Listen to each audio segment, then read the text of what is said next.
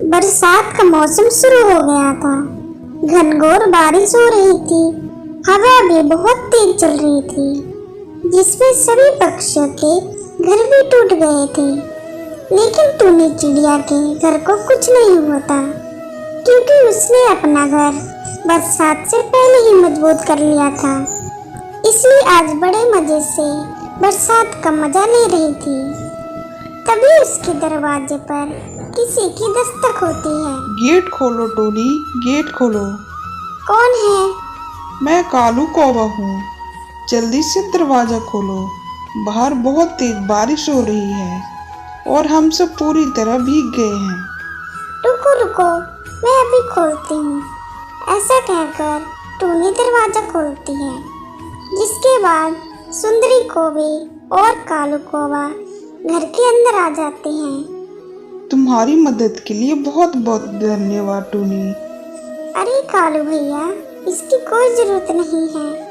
आप तो मेरे भाई जैसे हैं, और अगर एक बहन अपने भाई की मदद नहीं करेगी तो कौन करेगा? टूनी, हमारा घर इस बारिश में टूट गया है। हम कुछ दिन तुम्हारे घर में रह सकते हैं क्या? क्यों नहीं कालू भाई, ये भी कोई पूछने की बात है क्या? ये आपका भी तो घर है। जितना रहना चाहते हो उतना रहो। तुम कितनी अच्छी हो टूनी।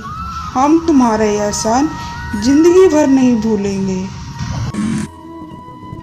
अगले दिन टूनी जल्दी उठकर खाने की तलाश में निकल जाती है। तभी कालू कौवा और सुंदरी भी जाग जाते हैं। कितनी अच्छी है टूनी। उसने एक बार में ही हमारी मदद के लिए हाँ कर दी। करती क्यों नहीं? हमने भी तो कई बार एहसान किए उस पर। और वैसे भी उसने सिर्फ रहने के लिए घर दिया है, हमारे नाम पर अपना जायदाद नहीं कर दिया। सुंदरी, तुम इतनी कड़वी बातें क्यों करती हो? मैं तो बस टूनी की तारीफ कर रहा था। रहने दो, मेरा ज्यादा मुंह न खुलवाओ। तुमसे तो बात ही करना बेकार है। तुम अपने आगे किसी की नहीं सुनती हो। जब पता है तो बोल क्यों रही हो? अब वो महारानी कहाँ गई? कुछ खाने का इंतजाम करके भी गई है या नहीं? ऐसा कहकर वह टूनी की रसोई में खाने की तलाश करने लगती है और उसे कुछ भी नहीं मिलता। ये लो, यहाँ तो खाने का एक भी दाना नहीं है। लगता है भूखे ही रहना पड़ेगा। तभी टूनी कुछ मक्के के दाने लेकर वहाँ पहुँच जाती है और सुंदरी से कहती है, ये लो सुंदरी बहन, मक्के के दाने खाओ। आप भी लो कालू भैया। वो सभी मक्के के दाने खाने लगते हैं। ऐसे ही कुछ दिन बीत जाते हैं।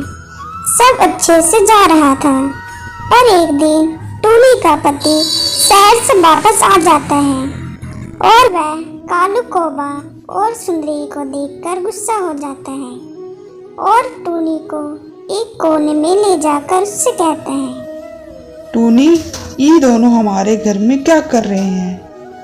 कालू भाई का घर बरसात में टूट गया था और वह बेघर हो गए थे।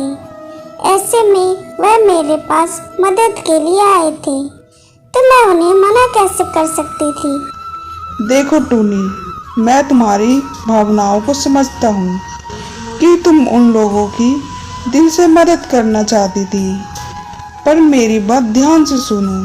सुंदरी अच्छे स्वभाव की नहीं है।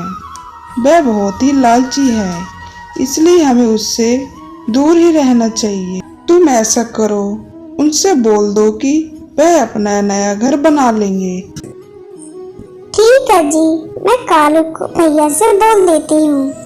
ऐसा कहकर वह कालू के पास जाती है और उससे कहती है, कालू भाई देखिए, आप मुझे गलत मत समझिएगा, पर अब आप लोगों को रहते हुए काफी समय हो गया है, तो क्यों ना आप अपना नया घर बनाना शुरू कर दें।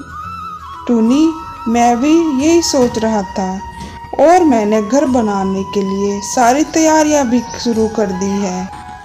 ये तो आपने बहुत अच्छा किया कालू भाई। ठीक है टूनी बहन, अब मैं और सुंदरी कुछ घास और तिनके चुनकर लाते हैं। ठीक है कालू भाई। ऐसा कहकर वह तिनके चुनने चले जाते हैं, पर सुंदरी को काम करने का मन नहीं था। उसने टूनी के घर का आनंद अच्छा लगने लगा था। वह उसे छोड़ना नहीं चाहती थी, इसलिए वह अपने पति कालू कौवा से कहती है, अरे आप क्यों ये तिनके चुगने में लगी हुई हैं?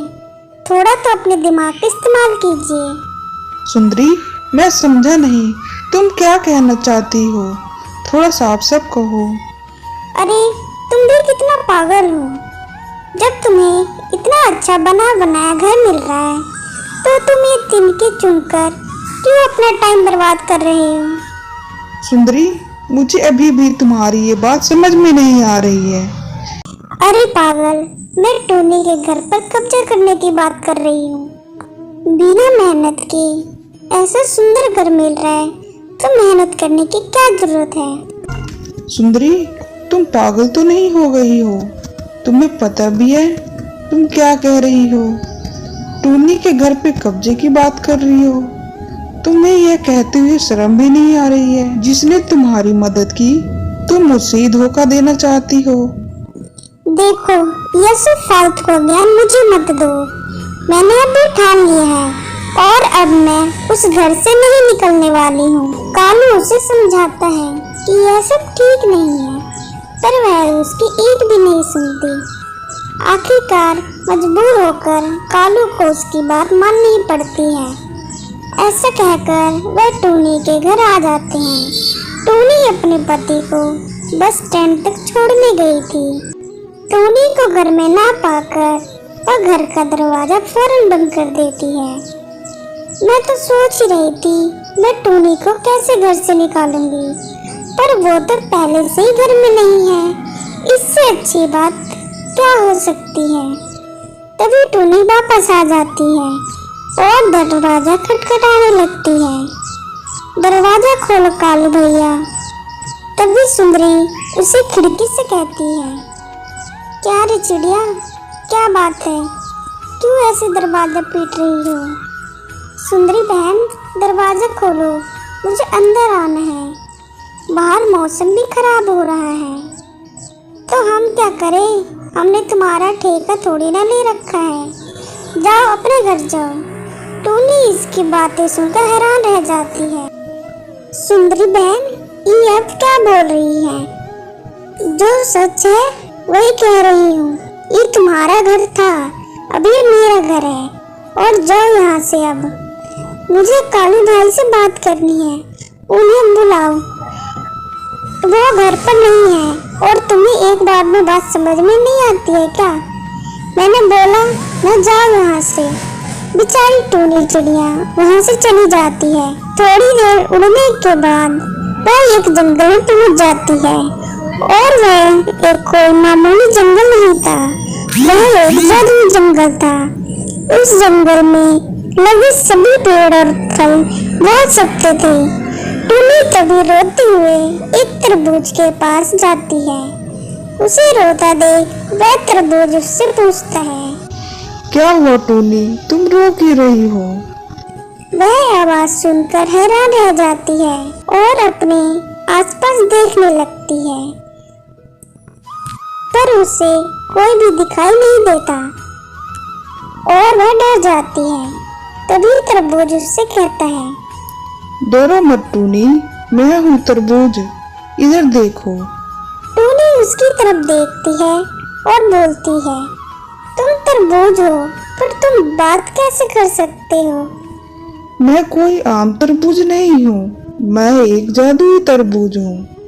पर तुम ये बताओ, तुम रो क्यों रही हो? टूनी उसे पूरी बात बताती है। तभी अचानक तेज बारिश शुरू हो जाती है। हे भगवान, अब मैं कहाँ जाऊँ? तभी तरबूज कहता है, चिंता मत करो टूनी, तुम यहाँ मेरे अंदर आकर छुप जाओ।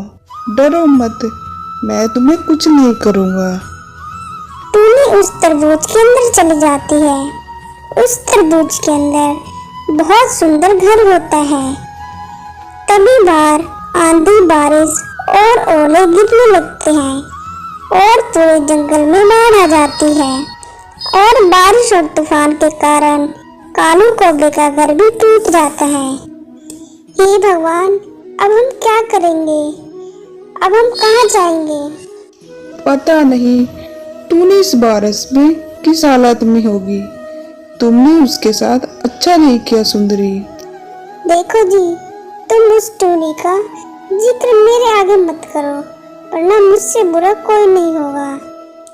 तभी पेड़ से एक डाली टूटकर सुंदरी के ऊपर गिरता है और वह वहीं मर जाती है।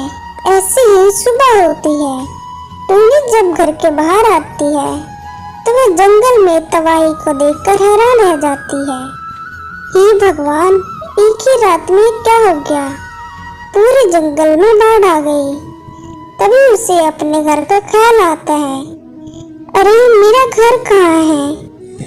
तभी उसे कालू कौवा रोता हुआ दिखाई देता है। टूनी उसके पास जाती है। कालू भाई, चुप हो जाओ। भगवान की होनी को कोई नहीं टाल सकता है। जो होना है